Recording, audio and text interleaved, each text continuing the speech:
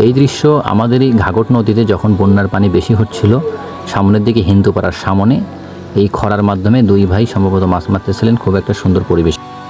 বাবা মেয়ে একই সঙ্গে মাছ মারতেছিলেন হ্যাঙ্গা জালি দিয়ে। হাতিয়ার বিলের মধ্যে সাধারণত জমি শুকায় গেলে যে কাদা থাকে, অল্প একটু পানি থাকে, সেখানে এইভাবে আল বেঁধে জাল দিয়ে বা বিভিন্নভাবে ছেঁচে মাছ মারে। সেই দৃশ্য ছিল এটা আমাদের হাতিয়ার বিলে। সম্ভবত বাবা ছেলে একই সঙ্গে জাল ফেলাচ্ছিলেন বিলে। এটা হলো আমাদের এলাকায় হাতিয়ার বিলে বাবা ছেলে একই সঙ্গে একত্রিত হয়ে জাল ফেলাতে যাচ্ছিলেন এবং সেই উদ্দেশ্যে তারা রওনা দিয়েছিলেন বাড়ি থেকে। খুব সুন্দরভাবে তারা প্রতিদিন এভাবে মাছ মারে।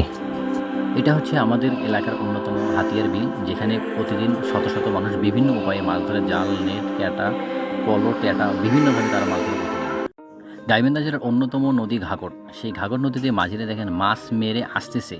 তারা মাছ মারছে ব্যাট জাল দিয়ে, যে জালটাতে ধরতে প্রায় 8-10 জন ধরে একসঙ্গে পুকুরে বা নদীতে ফেলে মাছ ধরে। সেই দৃশ্য আমরা দেখতে পাচ্ছি। তারা কোথা থেকে মাছ ধরে এদিকে আসতেছে এবং খুব সুন্দরভাবে তারা একই তালে তালে বৈঠা বাইতেছে এই ঘাঘট নদীতে। এই অপরূপ সৌন্দর্য দৃশ্য দেখলে খুব ভালো লাগে। কাছ থেকে দেখলে আরও ভালো অনুভব করতে পারবেন।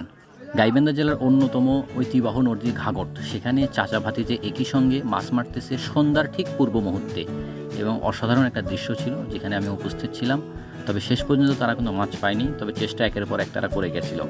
এরকম খুব কমই দেখা যায় যে একই সাথে জাল ফেলে একই সঙ্গে জাল তোলা। তারা আমার অনুরোধেই এই কাজটা করেছিল এবং শেষ পর্যন্ত আমি দেখলাম তারা শূন্য হাতে এখান থেকে উঠে গেল। তবে তারা কিছু মাছ পেয়েছিল এই ঘাঘট নদীতে এবং মাঝে মাঝে তারা নাকি এখানে মাছ মারতে আসে। এই এক অভিনব পদ্ধতিতে তারা মাছ ধরতেছিল। দুই পাশ থেকে পানি এভাবে করে ছিটাচ্ছিল আর মাঝখান থেকে খাগলা মাছ ধরতেছিল, যে খাগলা মাছ ধরার জন্য তাদেরকে জাল, খাবার কোনো কিছু ব্যবহার করতে হচ্ছিল না। এভাবে করে পানি দেওয়ার কারণে তারা দুই পাশ থেকে মাছগুলো লাফিয়ে লাফিয়ে নৌকায় উঠতেছিল আর এইভাবে তারা প্রতিদিন অনেক মাছ ধরতেছিল। এই জায়গাটা ছিল তালতলা রোডে যাইতে ভাটিয়াপাড়ার যে ব্রিজটা আছে ওইখানে। এরকম দৃশ্যে তারা প্রতি বছরে অনেক মাছ মারে এবং খাগলা মাছ মারার অন্যতম একটা অভিনব পদ্ধতিতে ছিল এইটা। এবং এইভাবে তারা প্রতিদিন 10-12 জন গ্রুপ আকারে এইভাবে করে মাছ মারে এখানে এবং তারা এখানে এগুলো বিক্রি করে এবং প্রচুর দামে তারা এই মাছগুলো বিক্রি করেন। বিভিন্ন ধরনের পাইকাররা আসে এই মাছগুলো এখান থেকে কিনে নিয়ে যায় এবং তারা বিভিন্ন শহরে যা বিক্রি করে। তো আমরা এক অভিনব পদ্ধতিতে এই মাছ ধরাটা প্রথম দেখি।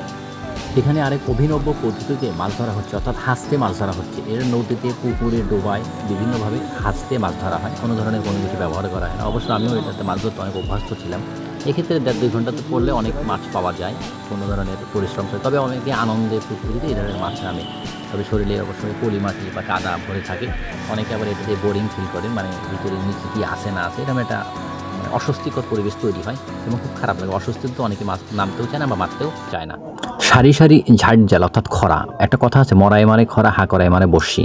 সেই খরা দেখেন সারি সারি তালতলা যাইতে ভাটিয়াপাড়ার এখানে এই দৃশ্যটা প্রচুর পরিমাণে খরা এবং প্রতি বছর এখানে ওখানকার স্থানীয় মানুষেরা প্রচুর পরিমাণে মাছ মারে এই খরার মাধ্যমে এবং তাদের ওই সময়টা এক ধরনের আনন্দ উল্লাস উপভোগ করে। প্রতিদিন তারা এইভাবে অনেক মাছ মারে, ওইখানেও বিক্রি করে আবার শহরে নিয়ে যেয়ে বিক্রি করে। তবে অধিকাংশ পাইকারি সারা বছরই ভাটিয়াপাড়ার ওই জায়গায় আসে মাছ কিনে নিয়ে যায় তারা শহরের বিভিন্ন জায়গাতে এই মাছগুলো বিক্রি করে তাদের অধিক লাভের মাধ্যমে।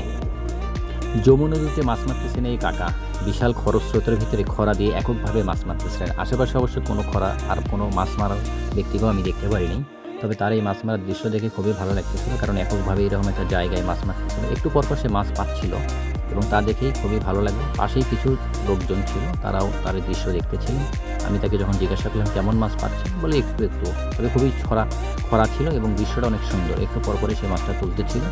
এই মুহূর্তের জন্য তাকে খুবই ভালো লাগতেছিল। যদি মাছ না পাইতো তাহলে কিন্তু এই দৃশ্যটা দেখে ভালো লাগতো না এবং উনিও ওই মুহূর্ত অতক্ষণ সময় ধরে থাকতেন না ওখানে।